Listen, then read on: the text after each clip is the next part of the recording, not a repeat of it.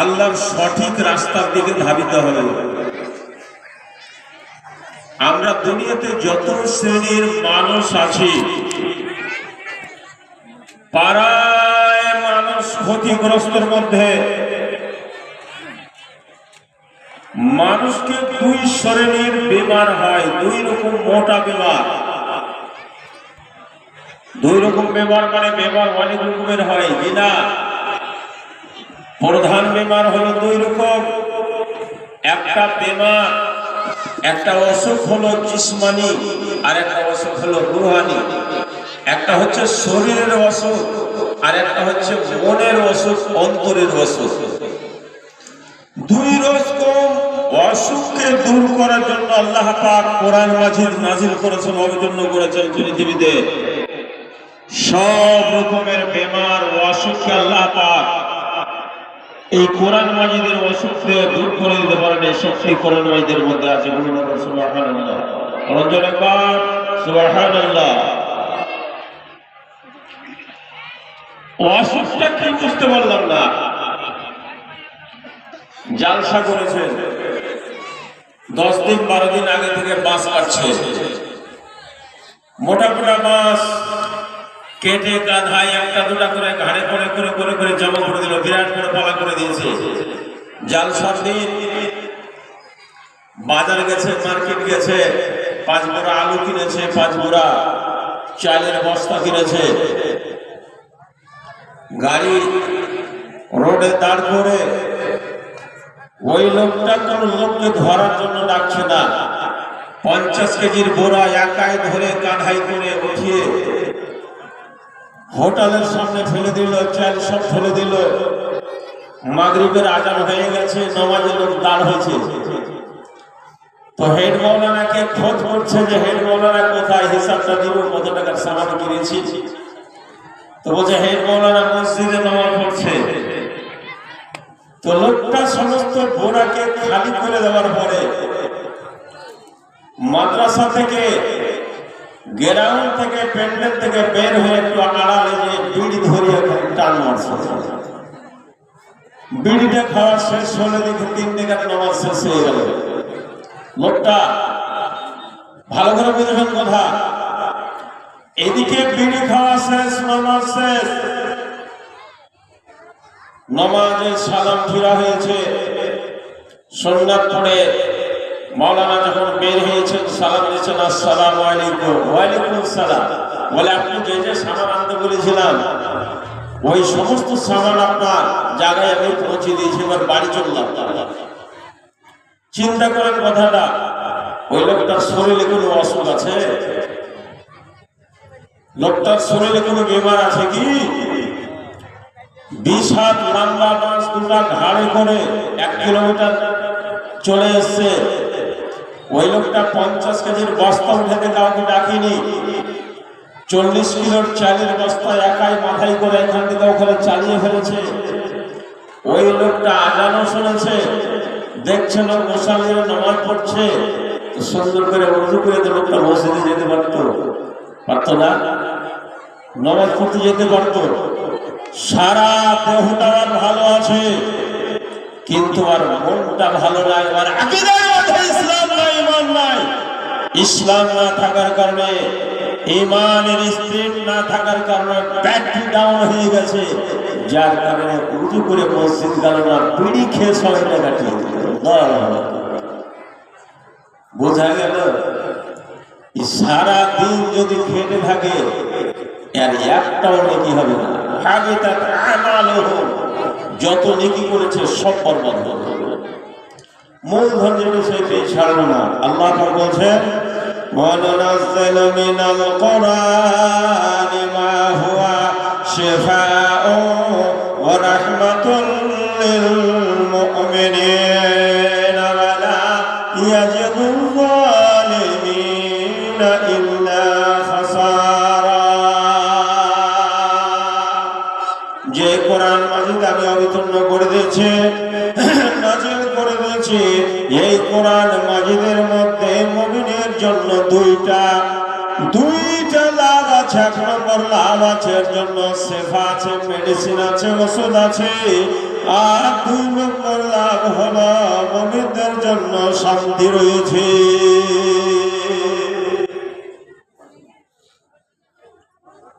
তাহলে এক লাভ হলো শান্তি, আর দ্বিতীয় লাভ হলো কি, এতে মেডিসিন আছে। আর যারা জালেম, যার মধ্যে ঈমান নাই, ওর মধ্যে ক্ষতি আছে, লাভ কিছুই নাই। তাহলে এই যে বেমারি হয়ে গেল, শরীরের বেমারি নাই, কিন্তু লোকটার বেমারি আছে কি, রুহের বেমারি আছে, ভিতরে অন্তরের অসুখ আছে। যার কারণে নামাজ দিন বুঝে না, ও দান খায়রাত সাদকা সবই কিছু করে, অনেক কিছু ভালো কাজ করে, কিন্তু নামাজ রোজার দিকে অগ্রসর হয় না।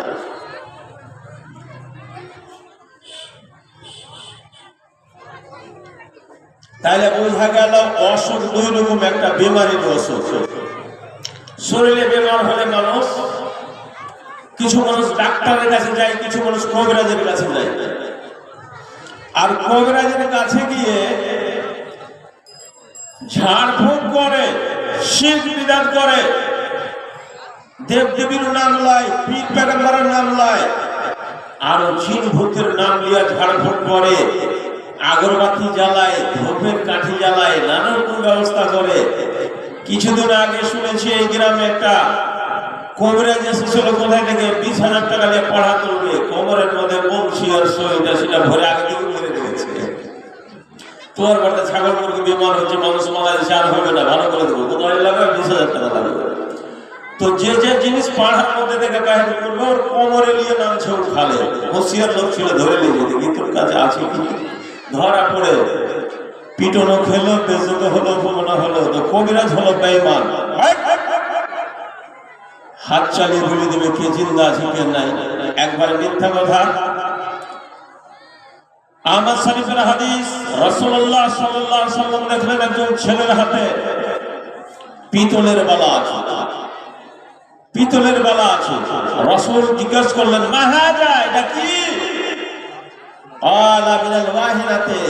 যুবকটা বলছে, হুজুর বেমার হয়ে গেছে, শরীর চলে না, এটা কইরে যেতেছে, বালাটা নিয়েছি, কোনো ক্ষতি আছে নাকি? হুজুর সাল্লাল্লাহু আলাইহি ওয়াসাল্লাম বলছেন, ফাকালা ইনজাহা ফাইন্নাহা লা তাজিদুকা ইল্লা ওয়াহনা ফাইন্নাকা লাউ মুত্তা ওয়াহি আলাইকা মা ফালাহতা আবাদা। যদি বালাটা হাতে দিয়ে থাকো, এই অবস্থায় তোমার মরণ হয়ে যায়, তো জাহান্নাম ছাড়া জীবনে জান্নাত তুমি পাবে না। সাধারণ ভাবে তুমি বালা দেওয়ার মাস্তানি করছো, কোথায় পেয়েছো মাস্তানি? চলবে না। রাসূলুল্লাহ সাল্লাল্লাহু আলাইহি ওয়াসাল্লামের বাড়িতে এক ইহুদির ছেলে 10-12 বছর বয়স রাসূলের খিদমত করত, আসতো, আসা যাওয়া করত। সারা মক্কার ভিতরে, মদিনার ভিতরে, আরবের ভিতরে নাম করা বড় একটা জাদুঘর, যার নাম ছিল লাবিদ বিন আসাম। হাদিস সহিহ বুখারী, তাফসীর ইবনে কাসির খুলে দেখবেন। লাবিদ বিন আসাম 5 জন মেয়ে ছেলেকে মিলিয়ে বলে, রাসূল আমাদের ধর্মের বিরুদ্ধে কথা বলছে, আমাদের আলোচনা করছে, আর ব্রেনটাকে নষ্ট করে দিব, কি করতে হবে? তো রাসূলুল্লাহ সাল্লাল্লাহু আলাইহি ওয়াসাল্লাম যে কাঙ্খি দিয়ে চুরঙ্গি দিয়ে চুল আঁচড়ায়, মাথার দাড়ি আঁচড়ায়, ওই চুলগুলা চুরি করতে হবে, দাড়ি চুরি করতে হবে, আর কানিখানা চুরি করতে হবে। তাহলে ওর নামে মন্ত্র করে পাড়া কেটে দেবো, ভালো করে শুনেন, পাড়া কেটে দেব আর শেষ করে দেবো। ঠিক চুরি করা হলো। ওতে মন্ত্র পড়ে পড়ে গিরা বেঁধে খেজুরের খোসার মধ্যে ভরে, অনেক দূরে জাররান নামে একটা কুয়া ছিল, ওই কুয়ার ভিতরে মন্ত্র দিয়ে উপর থেকে পাথর দিয়ে চাপা দেওয়া হলো। রাসূলের ক্ষতিটা কি হলো? কয়েকদিন পরে রাসূলুল্লাহ সাল্লাল্লাহু আলাইহি ওয়াসাল্লামের বেনের মধ্যে ভোতর, বেনের মধ্যে ভোতর, শরীর অসুখ হয়ে গেল, মনে কথা থাকে না। 4 রাকাত নামাজ, আসরের 2 নামাজ, 2 রাকাত পড়ে সালাম ফিরেছেন। মানুষের সহ হইতে পারে, ভুল হইতে পারে। সাহাবা জিজ্ঞেস করলেন, ইয়া রাসূলুল্লাহ, আল্লাহ কি নামাজের মধ্যে কমি করেছেন কি? বলে না, নামাজ তো তাই আছে, বলে আপনি তো 2 রাকাত পড়েছেন। বলে তুমি বলো কেন? বলে আমাকে ইঙ্গিত করতে হতো, যদি ইমামের ভুল হয় তবে কি বলতে হবে বলেন? তাসওয়াতে বসতে হতো।